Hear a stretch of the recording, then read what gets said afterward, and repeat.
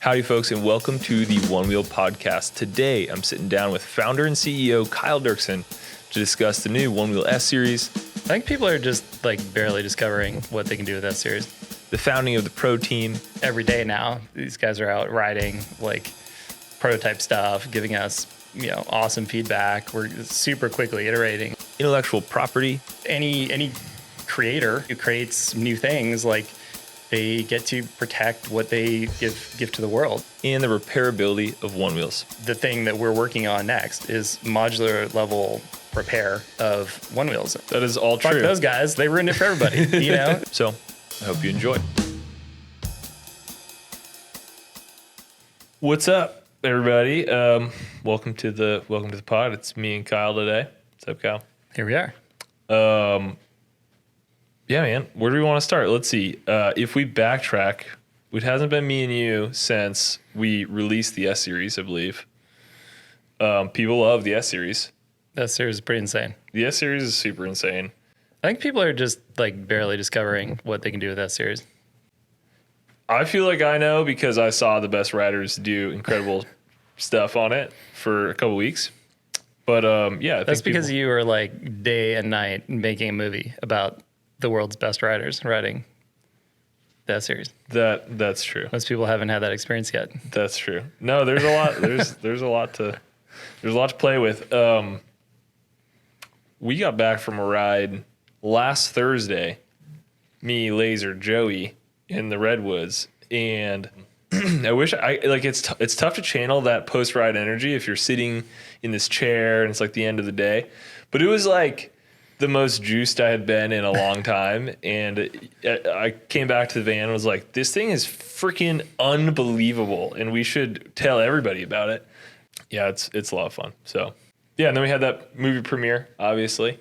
That was so cool. Movie I premiere. think that's by far the coolest media thing we've ever been a part of. I think so too. I mean, I'm working on putting together some of the BTS stuff now that's been on my list. Quite honestly, I've been slacking on that. It's been on my list for a while, just to show some of the behind the scenes, because what you don't see in that film is just the emotion, I think, that goes into that. Just on the level that a lot of the things that they were doing, we weren't sure if they would be able to do at all, particularly in that last location. Spoiler alert. And then there's a lot of things that they did that they tried and failed a lot of times on. And so when they were able to overcome that, is pretty cool. So I'm excited to. Yeah, I mean, I think one of the things that's really neat about that was that's the factory team plus special guests and friends. And that's what the factory team is allowing us to move into, right? It's Totally. Genuinely progressive. We don't know if you can do this stuff. And Totally. They don't know if they can do it. We don't know if it's possible, right? And chasing it down together, right? And that's, that one was to get the shot, right? But it's also on the tech side of things, right? Just every day now, these guys are out riding prototype stuff, giving us awesome feedback. We're super quickly iterating in a way that was really hard to do, without having. They literally are the top riders, right? Yeah, it's awesome. So It 100%. That was the first glimpse, of kind of yeah, totally. what that can look like. And we literally left the day, 2 days after the launch of the thing. And I've read some. We can get into this a little bit more, but I've read some comments these guys they're in it for the money and they, I don't know, somehow trying to paint this picture that they're not doing what you just said, but I'm just super proud of them because let's just go there. Yeah. I think having a factory team is something that we wanted to do for a while, and obviously the question is who should be on it, and there's a lot of talented and capable people that love to have on it, and that we'd like to expand that, but creating actual full-time employee positions for amazing world-class one-wheeler riders to come be part of development, to be part of content, to be part of community, that's what that's all about, right? And so, you know, like, is there a money part involved? Like, yeah, these people are full-time employees. Like, they have health insurance. Like, that's awesome. I'm really proud of that, you know? Yeah. And like, yeah, I think it's just important to evolve the sport and, you know, to evolve the product and just to have that close linkage between development, content, racing, community. Like the factory team is like really at the intersection of that. And, you know, it's pretty early days for that, but you know, I'm really excited about how it's going and, you know, where that's going to go next. I mean, they're instrumental in getting the S series dialed in. I mean, it would not be riding like it is without the factory team being on the case. So 100%. Yeah, super stoked on that. And the you know, it's only been like a couple months or so. Sure. There's sort of like the period where we were getting help from them, but it was sort of before it was like formulated and announced and whatnot. So, but like obviously a lot of that stuff too in custom shaping, right? I mean, particularly 100%. Shouting out Austin. He's always got his firmware thoughts, and a lot of that stuff got baked in. And you know what Neil and Tyler were able to do with the S. Those folks were just doing nothing but riding that day and night up until launch. You know, just to log hundreds of miles, probably thousands, before that, you know, was out there. And then immediately after, we went to go film this super epic. It was as epic as we could possibly make it. You know, like if you have, you know, it was way more epic than we could have made it without factory team. Yeah, 100%. To anyone who you know, thought that wasn't impressive, I would personally challenge them to do, you know, any of what was done. But yeah, no, I was super proud of that. I was talking to a friend who is at the Inertia, which is like a surf publication, and I was explaining how we actually just signed this, you know, team of professional one-wheel riders, and like, of course that sounds crazy to someone who's not there, and he's like, that's like more than the surf industry is doing right now, like has ever done. Yeah. No, it's hard, and it's always fraught, right? I mean, any kind of I think board sports have struggled with it particularly, but action sports in general, it's like the teams are pretty small. Like there's good people that, you know, aren't on them. There's, you know, there's turnover. There's like, you know, drama. Like it's just, it comes with the territory. But I think getting, some of the best riders across disciplines too, to really spend a lot more time with us. I mean, these are all people we've known and we cross paths with, and we meet up once or twice a year on a content project, but to now really like be in the same place at the same time most of the time is like super rad. Sure. 100%. Yeah. They're like, they're here, they're every day. And I think, for those who, you know, have been told that they're like, you know, whatever what is the word, shills or something. I think that's the word that sort of skeptics use or something. Like they also present challenging ideas on like a product and business front every day, all the time. Like, you know, it's like, I think that's important also to note is just that it is like a collaborative relationship 1000%. So I don't know. I just feel like that's key to understand. Yeah, totally. I mean, it's definitely folks that are, you know, racing, that are, you know, deep within the one wheel community and have a lot of friends and, you know, frenemies and whatever across the landscape. And so they're representing that voice, and, you know, they're obviously in dialogue with like a lot of people who have a lot of ideas about how we should do things and, you know, what the future of Onewheel looks like and all that. So it's great, you know, having them be a part of what we're doing in engineering, what we're doing in marketing, and like how we're, you know, planning for the near future here. Yeah, totally. Well, speaking of people who have ideas of how things should be run, let's talk about, you know, obviously recently we sued a knockoff company, right? Which caused some stir in some chat rooms. Let's talk about that. Let's talk about basically like what we did and why we did it. Let's learn about IP. Let's learn about Yeah, I mean, we obviously have a lot of IP. We have a lot of patents and trademarks and, other things. There's been Onewheel knockoffs from the pretty early days. You remember those guys that were at CES? I remember. It's always been pretty evident that what we're doing is really awesome, and other people are trying to figure out how they can get a piece of that for themselves. And obviously, if people are directly infringing and willingly infringing on not just a little bit of our IP, but multiple different patents and in all kinds of ways and aggressively and intentionally doing so, we're not just going to sit back and do nothing, Sure. And so I think that's, the current chapter. We've worked really hard. We've invested, we've reinvested every dollar we've made from selling Onewheels into developing and growing the product line, the sport, and building this into a big global movement, right? And that's basically what patents let companies do. They let them commercialize the things that they have innovated, without other people just immediately being able to copy that innovation. I think that's important. It's a concept that goes back hundreds of years. And, as someone who's built my entire career around inventing things, commercializing things. I was a design consultant for many years before I started this, built all kinds of cool stuff. IP is really important. It's really the core. Some things are protectable, some things are not. But building companies on the back of intellectual property is a core concept of, how things work here. Sure. Yeah, totally. I mean, yeah, exactly. My 10-second take is for those that think it's controversial, this is the law in the United States of America.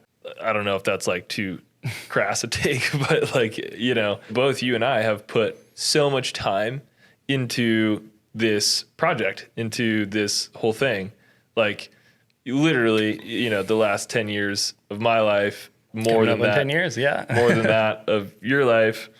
We've worked really hard, and so obviously these laws are in place to protect people that have worked really hard, developed something really cool from other people copying them and, stealing that thing. Yeah, I mean, it's unfortunate, but it's something that you see happen a lot, right? Some innovator comes out with something that's really cool. And I mean, people talk about Chinese knockoffs because China is where most knockoffs happen. It's where most, intellectual property infringement, frankly, happens. Obviously there's an element of it's easiest to protect your IP in the country where you are. But to protect IP globally is challenging, right? We need to be aggressive and we need to use patents we have in different jurisdictions and other strategies, right, to defend what we've built and enable us to keep building that out. I think, one thing that personally jabs at me, right, is some people on the internet say that we're patent trolls, which I think is really strange because what a patent troll is someone who has patents and they don't actually use them to make the stuff that they have patented. They just use it to extract royalties or, beat down other people. That's not what we do at all. The patents that we have, we are building those products. We're getting them under your feet. You are riding them. You are enjoying them. Right. And we're investing in, the next stage of R&D to make the GTS series and the, whatever comes down the pipe after that. Sure. And so I definitely disagree with some people's perspectives on what we're doing. Yeah, I think any creator, anyone who creates new things, they get to protect what they give to the world, whether it's copyright for musicians or, patents for people who are inventing and commercializing hardware products. That's really the basis for why we can move forward. We can justify continuing to invest in building the next great Onewheel product. Totally. And I think there's this perception that they are suing someone else again, right? There's also that idea. We were talking about this the other day, just to set the record straight, is that accurate, I suppose? Yeah, there's a lot of people building a lot of things around the Onewheel ecosystem, right? There's a lot of third-party, accessory companies building all kinds of cool stuff. And by and large, like they've never heard from us, right? Sure. They're doing their thing. And there is a really important differentiation, which I think you're getting at, between like you can basically do whatever you want on your own in your garage, but as soon as it's a business and you're selling, the thing that you design, if that's trampling all over some other, person or company's patents, like that's really when it becomes a problem. My point is people are commercializing all kinds of stuff around Onewheel that is great. Like it helps riders enjoy their experience, and that's cool. When people are like just wholesale trying to build their own knockoff Onewheel and then sell it illegally, and then that's the problem. Yeah, like it's this directly infringe on a lot of different elements of our IP. That's where it is a problem for us. I think understandably so. I mean, in every other industry and in every other sector, like that is understood. Yeah, basically. I mean, I think the other argument, and it's not. I mean, like when you look at this, sector of kind of micromobility, or mm-hmm. That's the story time and again. Like I know these people. I know these people that like started their company, built the thing, and now there's like tons of knockoffs. And like, do they feel great about that? No. It was that net positive for the industry.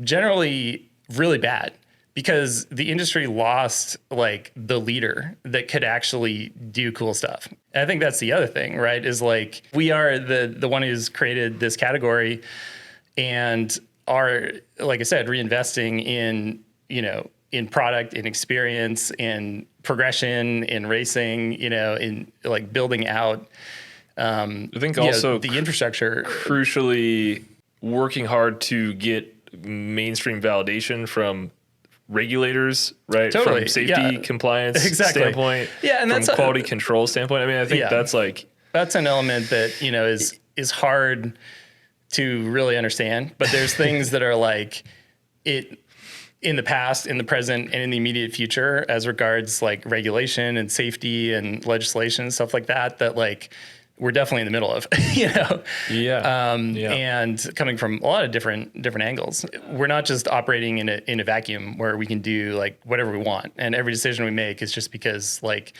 people assume we have like total autonomy to do like whatever we want. Sure. It's not really like that. Sure. There are actually a lot of constraints, on what we're able to do. And, that's behind a lot of decisions that we end up making. Sure. Which is unfortunate, but it's also part of bringing something to a point where it is legal.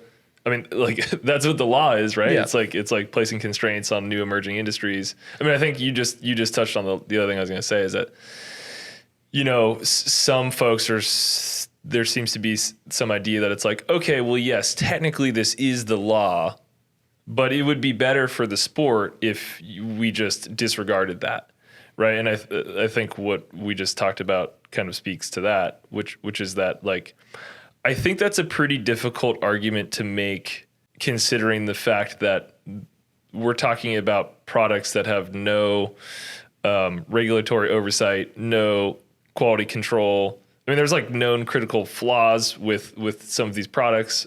Like, I think that's like a pretty disingenuous argument to make. But that's just. Yeah, I mean that you might, they might have a moment. It's like whatever, the hoverboards. Somebody innovated that and got knocked off 50 different ways. That's why they got banned. That's why they burned people's houses down. That's why they don't exist anymore. Like, basically don't exist. I mean, they do conceptually, I guess, still exist, but not to the extent that they did in their, peak. And thanks to that whole knockoff phenomenon, that's why we can't bring Onewheels on planes. Like, that is all fuck true. Those guys, they ruined it for everybody, So like, I think it's the, like, you're going to ruin it for everybody factor that really kind of gets under my skin, right? Sure. Where it is like a delicate situation, let's say in PEVs, right? Yeah. There's a lot of proponents, there's a lot of riders, there's a lot of is support. People have shops. There's people who are pro riders, of Onewheels and other kinds of vehicles, right? But there's a lot of people that are like, we're not too sure about this, whether that's municipalities, whether that's park services, whether that's, safety regulators around the world. Like, there's just a lot of challenges, right? And it's in general, I mean, it's just generalization, but like, it is typically the knockoffs and the no-name brands that are like burning down like your apartment buildings in New York City with their like knockoff e-bike batteries. Like, that's not Bosch and like world-class brands. That's like messed up shit from Alibaba. And like, that's a generalization, but it's also borne out in the data. And like, they're trying to figure out what to do about that in New York City. But frankly, like, all personal electric vehicles are like severely jeopardized in New York City. And like, everyone else is looking at what they're doing in terms of, you know, what happens next around, particularly in that case, like fire safety, but all safety related considerations around PEVs. And safety then leads to, where does this stuff come from? Is it well made? Is it tampered with? Like, are the ways that it's been modified, like, they increase the risk of, fire or other catastrophic failure? Like, that's like the state of play with what's happening in the PEV industry now. Sure. And people are like, why can't I just go ride whatever I want, wherever I want? It's like, if you think about it in the broader context of like creating, bringing this stuff into the world and having it continue and thrive and grow, like, it needs to be a little bit more constrained, structured, and done well, structured, done in ways that are sustainable. So that makes sense to me. And I mean, did I say that kind of thing when it was like our first month at trying to build crazy one-wheel shit? Like, not really, but always had this vision, like, this is going to be mainstream, essentially, phenomenon. And I think there are hundreds of thousands of one-wheel riders now. It is, to some extent, mainstream. I mean, it's not the most mainest of mainstream, but it's getting there. And we just need to keep working in that direction that allows it to grow and thrive, be able to exist in the world in the way that people demand that it does. So. Right. Yeah, I mean, that makes a lot of sense to me. I don't know how you disagree with that, but I'm sure some people will find some ways to. But that's life on the internet. I'm sure they do, and like, I don't think we expect, everyone to agree with us, but I think it's like important that people understand our perspective and we come at things a certain way. We're trying to build, obviously this sport and this activity and this type of vehicle into something amazing and enduring. And we've come pretty far so far, but there's a long way to go. And that's what we wake up and put our efforts into every single day.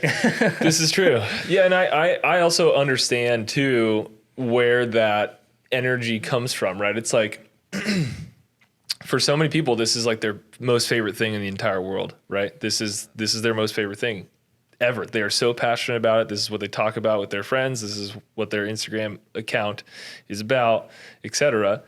And so I get it. It's like that one company invented this and commercialized this and made this a thing. And I understand that some people want to have some say, right? They want to have some control over what boards look like in the future, or have that sort of type of autonomy. Like, I totally get that, and I think it's difficult to zoom out and look at the macro picture, which you just painted, which is like we're actually at a fairly precarious spot for this entire industry. The other thing is, like, part of what the pro team is about is having some of that rider say, not some of that rider say in a major way, come in and influence sort of like the products of the future. But I understand the perspective. I understand, like, oh man, I wish that I could kind of dictate how this went. That there also needs to be the understanding of, like, the amount of risk to the entire ecosystem. It's a complex thing. It's a complex thing. Part of what's behind also some of these feelings is people are really animated by the ability to repair their own one wheels or have more access to repair. And so I think it's important to touch on basically like why, just for starters, like why we have the policies that we have in place. And I know that we've talked about this on other podcasts, but just again, for folks, do we envision in 2050 all one wheel repairs coming to our factory in San Jose to be repaired there? Is that, I think some people believe that like we are, holding on to that in order to extract huge repair fees from them, which I know to be false, but but I guess like touch on that briefly.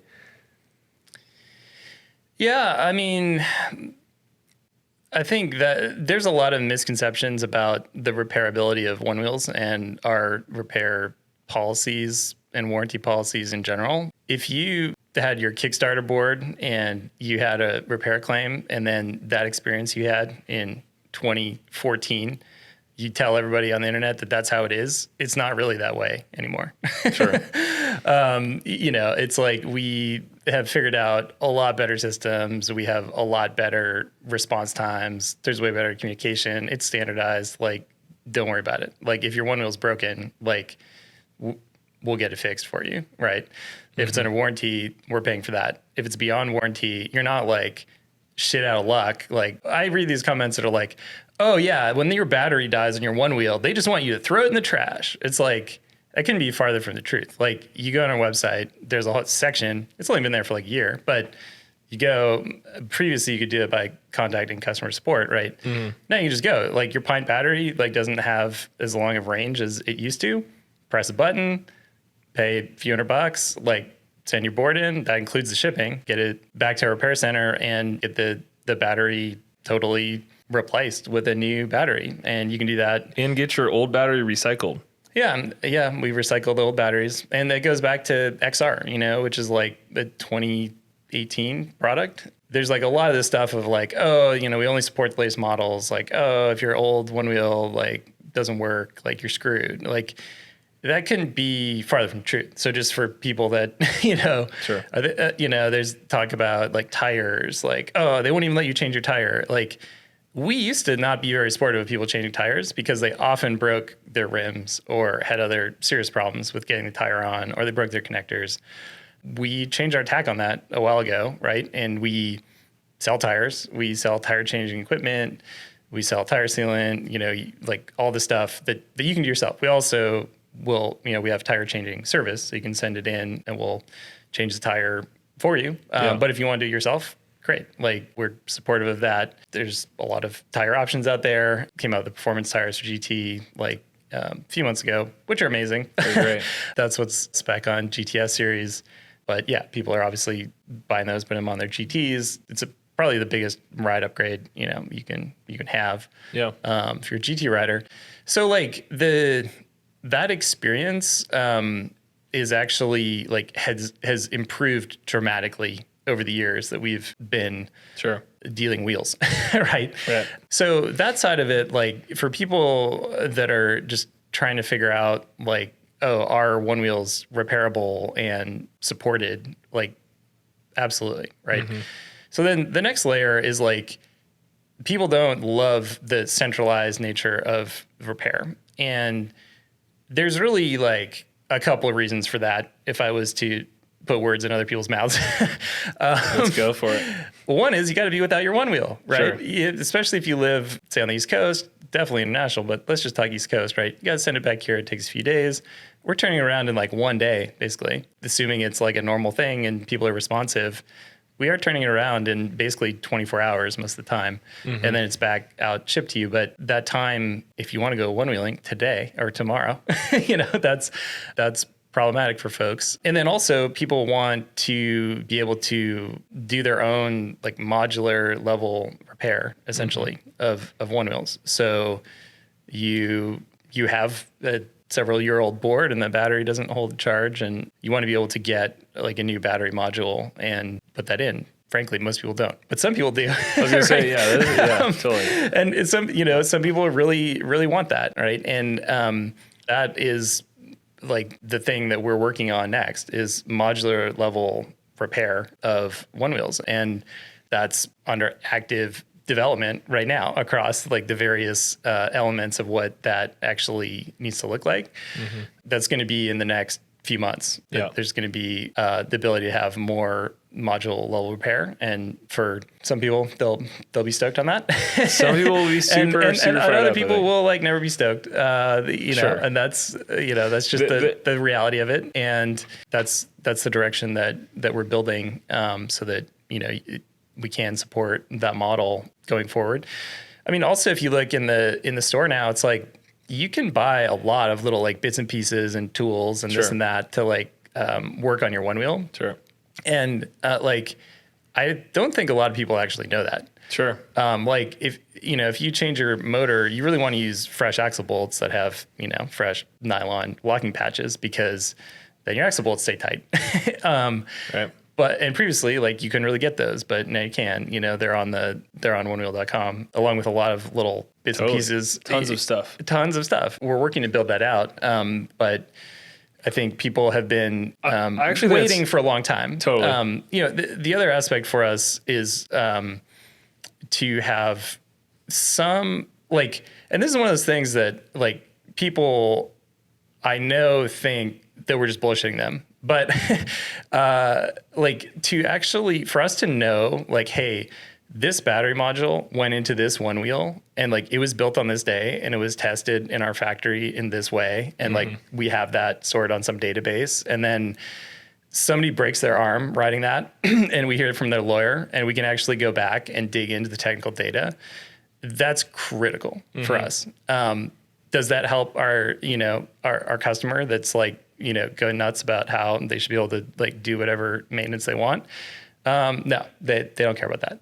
But that is, why that's been an important concept for and like, admittedly, the overlap between people that are like modding the shit out of their Onewheels and the people that are like falling off their pint after 4 miles of riding experience, like they're pretty different groups of people. Totally. But we're trying to like solve for both, right?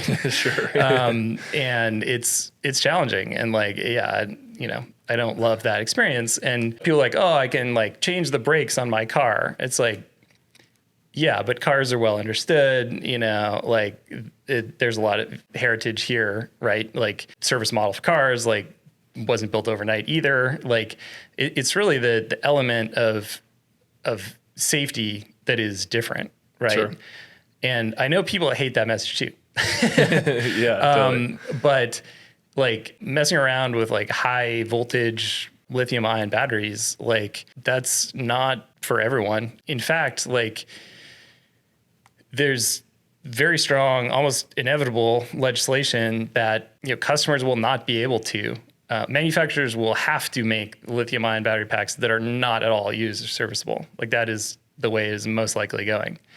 And so that's where modular fears level of repair fires or whatnot. Yeah, exactly. Because once you're just poking around at high-energy lithium batteries, like there's risk of fire, particularly, and shorting it out and causing other hazards. So we're trying to navigate that, and people are like, oh, but I can get like a spare part for my camera EUC. Or something. Well, I think EUCs are a little bit different, okay. And I don't know where EUCs are their own lawless chaos, essentially.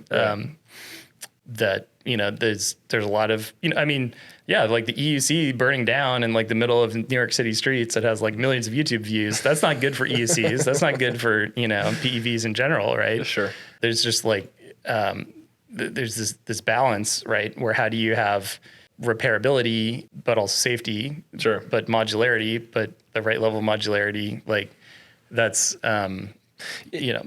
that's what we're trying to figure out. And I think we're actually at fault for some of the sort of like negative repairability perception, because as you mentioned, like we have actually been taking steps towards making your Onewheel more easily repairable for you at your house. We've just been sort of like methodically working on it, releasing new parts or screws, or I don't track that stuff super closely, so it's probably my fault actually. But Jack didn't tell you could. But that is something that we've been working on. We just haven't, I guess, communicated that effectively. And I think with like modular level repair, right, that's like a huge next step in that process. I think there's this perception that we are like actively against anything that's like, you have to send it to San Jose. I think people think we have some sort of like, I don't know, obsession with like bring it back to me. I don't know. It's strange, but that's like certainly not the case. Yeah, I mean that's just a pain in the ass. It's a pain in the ass, totally for everyone involved, right? But you've pointed out the other piece, which is very difficult, which is like we have a high level of scrutiny on our product category. Yeah, it's the just, highest imaginable. It's the highest. It's beyond really what I could imagine, because mainly inexperienced riders like fall off their one wheel and they're like, must be a problem with the one wheel. Get advertised to by like predatory law firms on Instagram. This thing just malfunctioned and threw me to the pavement. And it's like, I don't think so. We test it. That's not what happened. Totally. I mean, I'm not saying that could never happen, but like, practically speaking, that's not what's happening, right? And then it becomes a whole question about integrity of the product, right? And the like, who tested it and when, and did they really test it and did it pass? And what was the thing? We need to have that information. And so that's basically why that works that way. I think the other thing is like our repairs a profit center for us, right? Which they're definitely not. We don't want to do more repairs. Like that's not good for us. It's not good for our customers. We want our products to be repairable. That's the other thing. You look at our products, like they're not like glued together and like impossible to like open up or service. Like they've been designed to be serviced, right? And that's the thing from the beginning. It's it's really been about the availability of spares, which I think we're going to be making some significant changes there in the near future that I think people are going to be excited about. Mm-hmm. Well, I think that's cool. That's cool news for folks to understand. I know, like I'm super clear-eyed and that like some people will just not be happy with any level of until like it's okay for them to solder on their own thing, like that's what they want to do. And in your home at your risk, some people want to do that, go for it. But I think still taking steps towards like, I mean, a very small amount of people want to do that. To be honest, I don't know. I could be wrong, but I think for most people, we tried to like fix our video editor's like laptop by soldering something. When I did, no, you didn't. But somebody over here was like trying to solder. Rylan got his computer fried.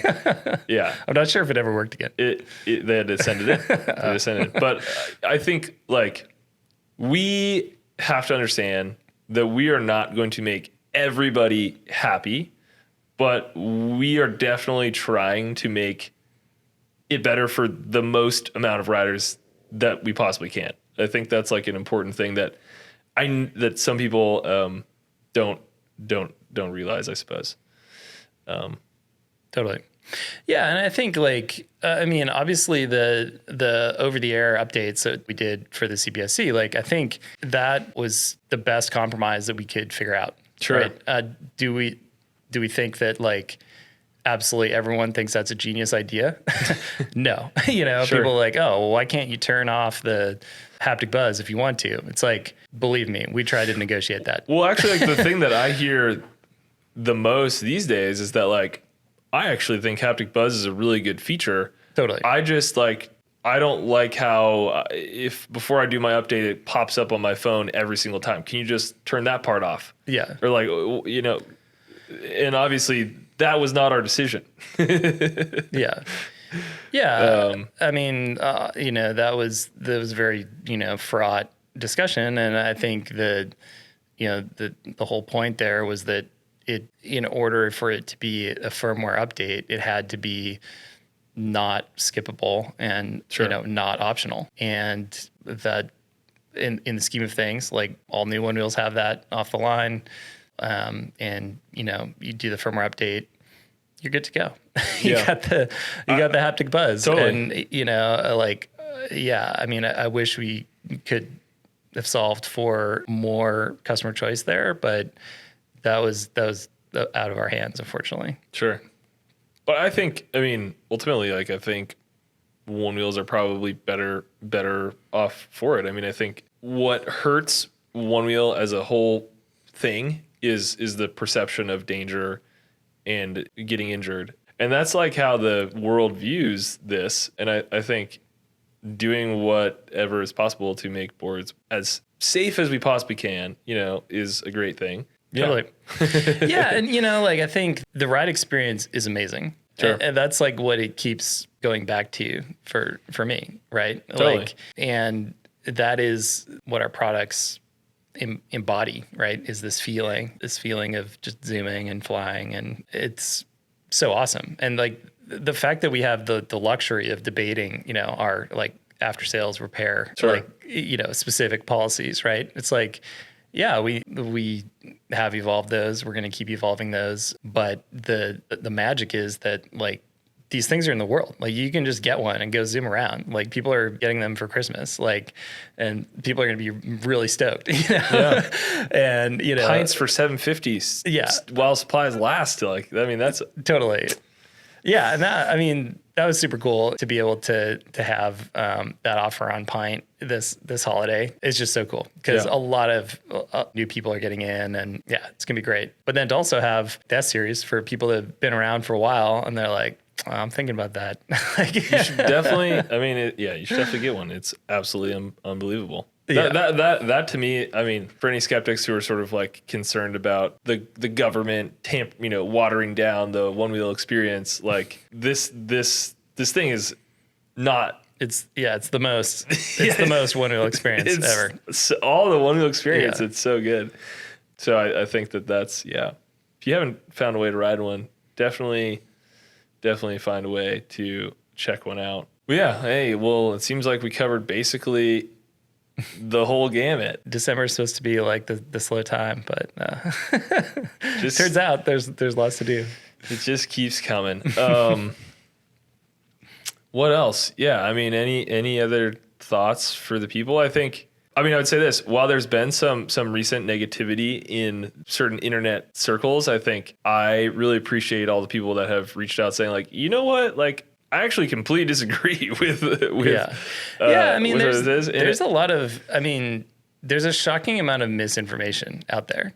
There is a shocking amount of misinformation out there. I don't want to shade anybody in particular, but like there's a lot of misinformation and there's a lot of various motivations at play for why people are putting stuff out there and amplifying it in different ways. And we are reachable. Like if you want to ask us what the deal is, you can get in touch with us directly or through the factory team, like through Jack, through our DMs. Like we're just making Onewheels and totally, and I think riding them. And I think that's it's fascinating to me that there are obviously like certain ideas that people promulgating out there on the internet that are just false. There's some effect, I don't know what the name is, but it's like if you read a newspaper article about something you actually know a lot about, you realize it's way off, right? And that's kind of experience. Like people are telling us about what we're doing and it's like totally off. Like it's just kind of bizarre, right? Sure. We also hear from a lot of people that are